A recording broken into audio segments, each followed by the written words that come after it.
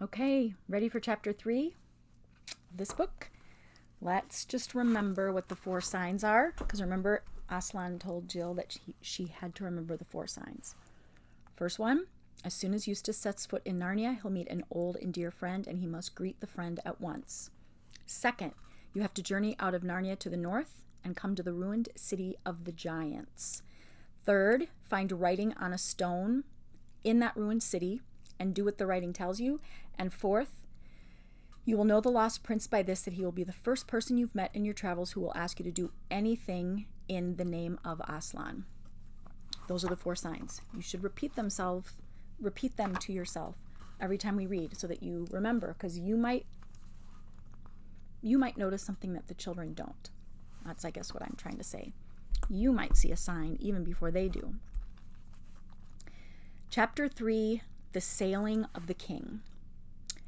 What made Scrub look so dingy, and Jill too, if she only could have seen herself, was the splendor of their surroundings. I'd better describe them at once. Through a cleft in those mountains which Jill had seen far inland as she approached the land, the sunset light was pouring over a level lawn. On the far side of the lawn, its weather vanes glittering in the light, rose a many-towered and many-turreted castle, the most beautiful castle Jill had ever seen. On the near side was a quay of white marble, and moored to this the ship, a tall ship with a high forecastle and a high poop deck, gilded with crimson, with a great flag at the masthead and many banners waving from the decks, and a row of shields, bright as silver, along the bulwarks. That's when they used to hang the shields over the side of the boat, and they'd hang their shields over. Then if they needed them, they had them. But while they were hanging there, it was just beautiful on the boat. Very medieval. The gangplank was laid to her, and at the foot of it, just ready to go on board, stood an old man. He wore a rich mantle of scarlet, which opened in front to show his silver mail shirt. That's his armor. There was a thin circlet of gold on his head. His beard, white as wool, fell nearly to his waist. He stood straight enough, leaning one hand on the shoulder of a richly dressed lord who seemed younger than himself, but you could see that he was very old and frail. He looked as if a puff of wind could blow him away. Man, I wonder if Aslan could have blown him really far. And his eyes were watery. Immediately in front of the king, who had now just turned around to speak to his people before going on board the ship, there was a little chair on wheels, and harnessed to it a little donkey, not much bigger than a big retriever. And in this chair sat a fat little dwarf. So here's the castle, and there's the ship.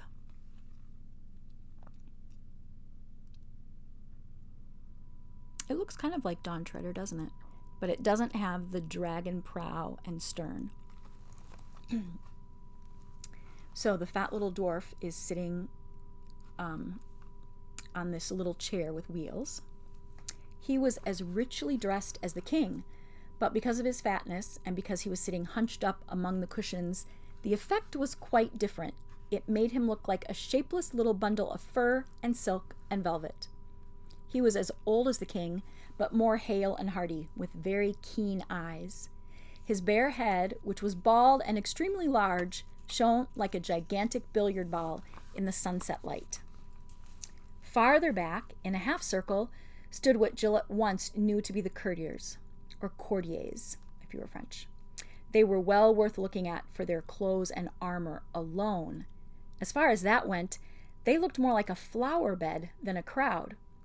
But what really made Jill open her eyes and mouth as wide as they would go was the people themselves, if people was the right word. For only about 1 in every 5 was human. The rest were things that you never see in our world. Fauns, satyrs, centaurs. Jill could give a name to these, for she had seen pictures of them. Dwarfs, too. And there were a lot of animals she knew as well. Bears, badgers, moles, leopards, mice, and various birds. But then they were so very different from the animals which one is called by the same name in England. Some of them were much bigger. The mice, for instance, stood on their hind legs, and they were over 2 feet high. But quite apart, they all looked different. You could see by the expression in their faces that they could talk and think just as well as you could. Golly, thought Jill, so it's true after all. But the next moment she added, I wonder, are they friendly? For she had just noticed on the outskirts of the crowd 1 or 2 giants and some people whom she couldn't give a name to at all. At that moment, Aslan and the signs rushed back into her head. She'd forgotten all about them for the last half hour. Scrub, she whispered, grabbing his arm. Scrub, quick! Do you see anyone you know? Because that's the first sign. So, you've turned up again, have you? Said Scrub disagreeably, for which he had some reason. Well, keep quiet, can't you? I want to listen. Don't be a fool, said Jill. There isn't a moment to lose. Don't you see some old friend here? Because you've got to go and speak to him at once. What are you talking about? Said Scrub. It's Aslan, the lion. He says you've got to, said Jill despairingly. I've seen him. Oh, you have you? What did he say? He said the very first person you saw in Narnia would be an old friend, and you've got to speak to him at once. Well, there's nobody here I've ever seen in my life before. And anyway, I don't even know whether this is Narnia. I thought you said you'd been here before, said Jill. Well, you thought wrong then. Well, I like that. You told me. For heaven's sake, said Eustace, dry up and let's hear what they're saying. The king was speaking to the dwarf, but Jill couldn't hear what he said. And as far as she could make out, the dwarf made no answer, though he nodded and wagged his head a great deal. Then the king raised his voice and addressed the whole court, but his voice was so old and cracked that she could understand very little of his speech, especially since it was all about people and places that she had never heard of. When the speech was over, the king stooped down and kissed the dwarf on both cheeks, straightened himself, raised his right hand as if in blessing, and went slowly and with feeble steps up the gangway and on board the ship. That's the piece of wood that goes from the land to where you get on the ship. The courtiers appeared to be greatly moved by his departure. Handkerchiefs were got out. Sounds of sobbing were heard in every direction. The gangway was cast off. Trumpeters sounded from the poop, and the ship moved away from the quay. That's Quay. I think some people maybe say quay, but some people say quay. It was being towed by a rowing boat, but Jill didn't see that. Now, said Scrub, but he didn't get any further because at that moment a very large white object, Jill thought for a second that it was a kite, came gliding through the air and landed at his feet. It was a white owl, but so big that it stood as high as a good-sized dwarf. That's the owl. It's almost as big as they are.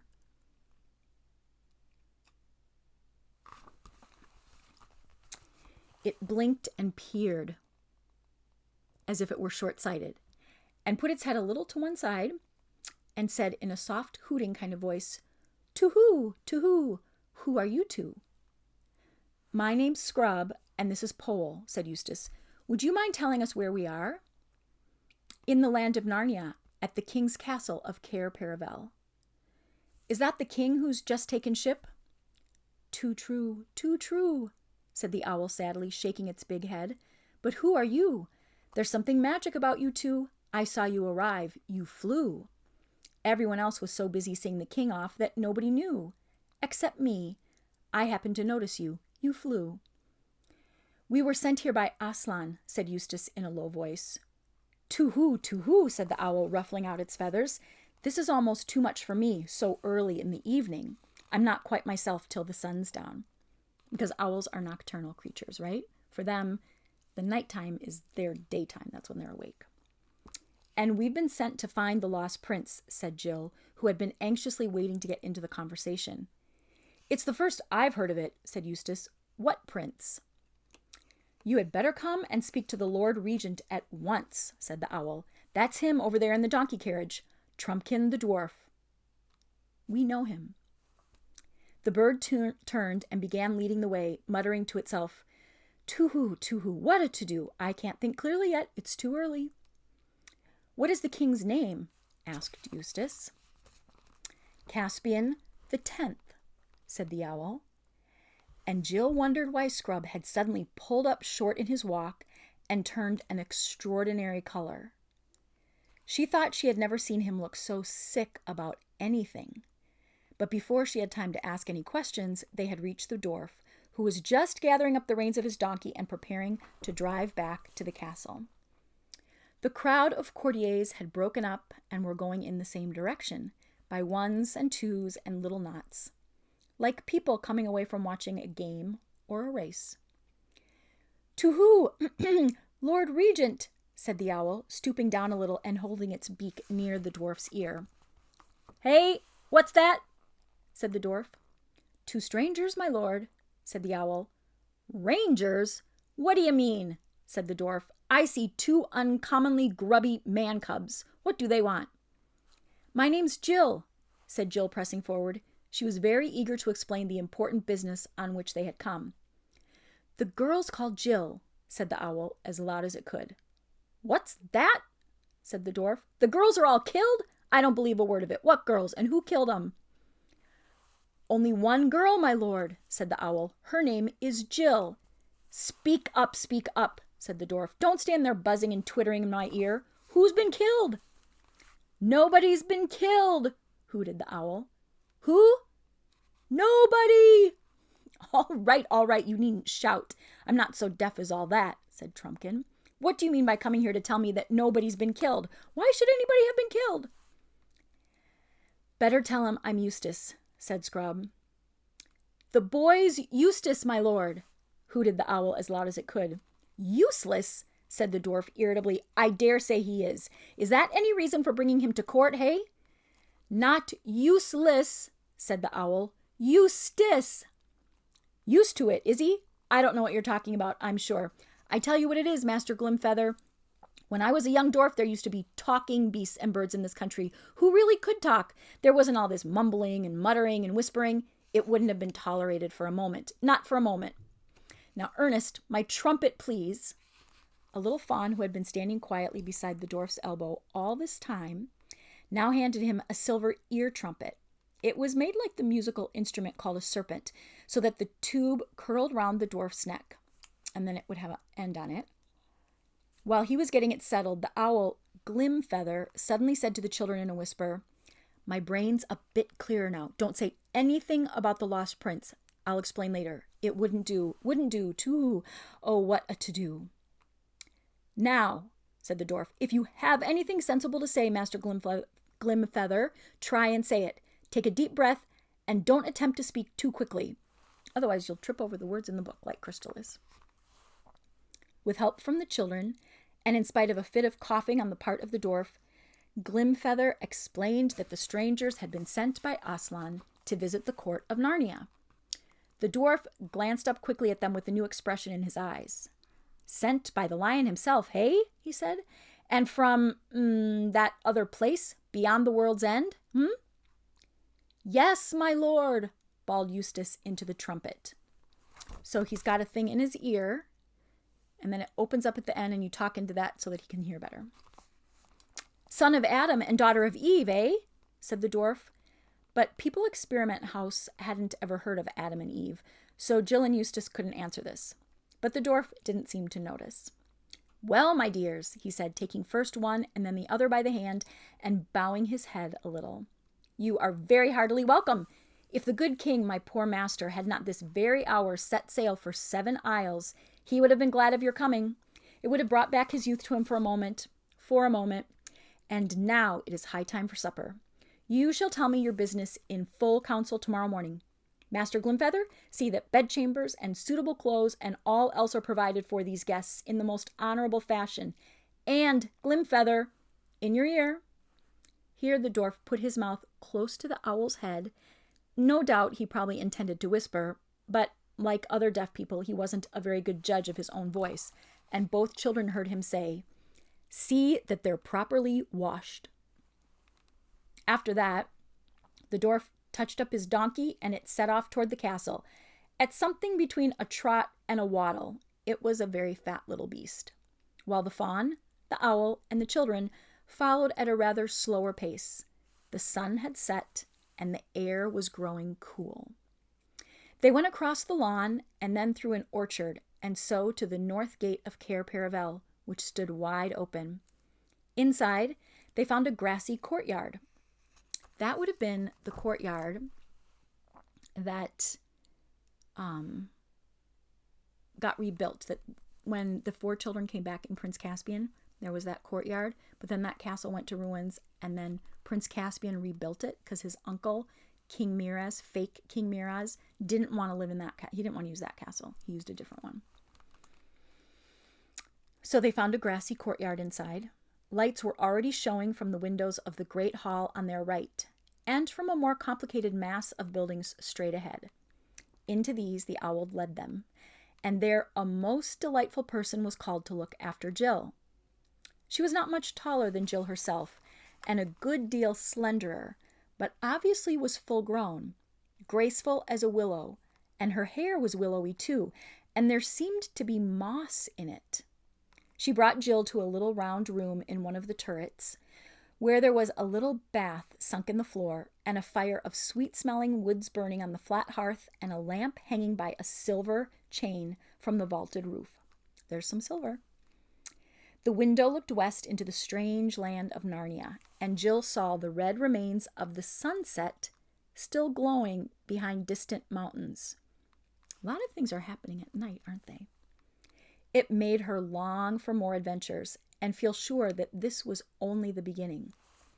When she'd had her bath and brushed her hair and put on the clothes that had been laid out for her, they were the kind that not only felt nice, but they looked nice and smelled nice and made nice sounds when you moved as well. She would have gone back to gaze out of that exciting window, but she was interrupted by a bang on the door. "Come in," said Jill. And in came Scrubb, also bathed and splendidly dressed in Narnian clothes. But his face didn't look as if he were enjoying it. "Oh, here you are at last," he said crossly, flinging himself into a chair. "I've been trying to find you for ever so long." "Well, now you have," said Jill.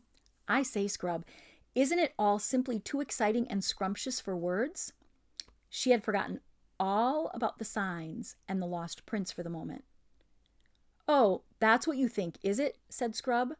And then after a pause, "I wish to goodness we'd never come."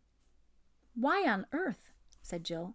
"I can't bear it," said Scrubb. "Seeing the king, Caspian, a doddering old man like that. It's frightful." "Why, what harm does it do to you?" said Jill.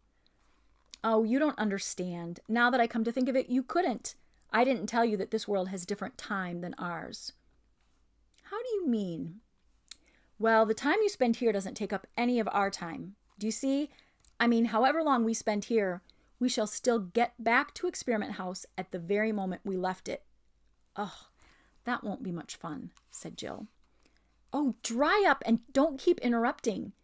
And when you're back in England, in our world, you can't tell how time is going here.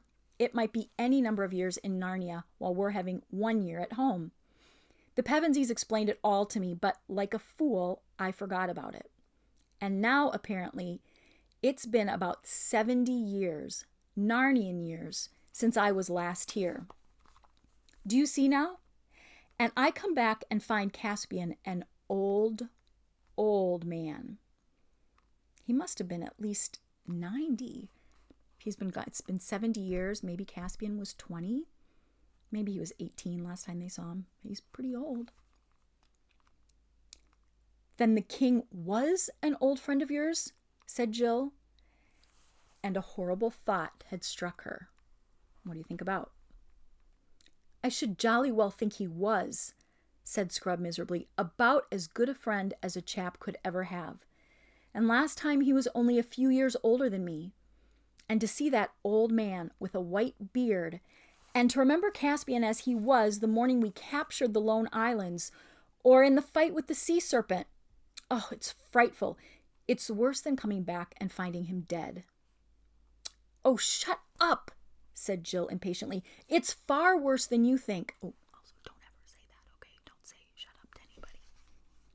"It's far worse than you think. We've muffed the first signs." Of course, Scrubb did not understand this. Then Jill told him about her conversation with Aslan and the 4 signs and the task of finding the lost prince which had been laid upon them. So you see, she wound up, you did see an old friend, just as Aslan said, and you ought to have gone and spoken to him at once, and now you haven't, and everything is going wrong from the very beginning. But how was I to know, said Scrub. If you'd only listened to me when I tried to tell you, we'd be all right, said Jill. Yes, and if you hadn't played the fool on the edge of that cliff and jolly nearly murdered me, all right, I said murder, and I'll say it again as often as I like, so keep your hair on. We'd have come together and both known what to do. I suppose he was the very first person you saw, said Jill. You must have been here hours and hours before me. Are you sure you didn't see anyone else first? I was only here about a minute before you, said Scrub. He must have blown you quicker than me, making up for lost time, the time you lost. Don't be a perfect beast, Scrub, said Jill. What's that? It was the castle bell ringing for supper. And thus, what looked like turning into a first-rate quarrel was happily cut short. Both had a good appetite by this time. Supper in the great hall of the castle was the most splendid thing either of them had ever seen. For though Eustace had been in that world before, he had spent his whole visit at sea and knew nothing of the glory and courtesy of the Narnians at home in their own land. The banners hung from the roof, and each course came in with trumpeters and kettle drums. There were soups that would make your mouth water to think of, and the lovely fishes called provenders, and venison, and peacock and pies, and ices and jellies, and fruit and nuts, and all manner of wines and fruit drinks. Even Eustace cheered up and admitted that it was something like. And when all the serious eating and drinking was over, a blind poet came forward and struck up the grand old tale of Prince Cair and Arvis and the horse Bree, which is called The Horse and His Boy. And it tells of an adventure that happened in Narnia and Calormen and the lands between in the Golden Age, when Peter was High King in Cair Paravel. I haven't time to tell it now, though it is well worth hearing. Well, guess what? It's the next book. When they were dragging themselves upstairs to bed, yawning their heads off, Jill said, I bet we sleep well tonight, for it had been a very full day, which just goes to show how little anyone knows what is going to happen to them next.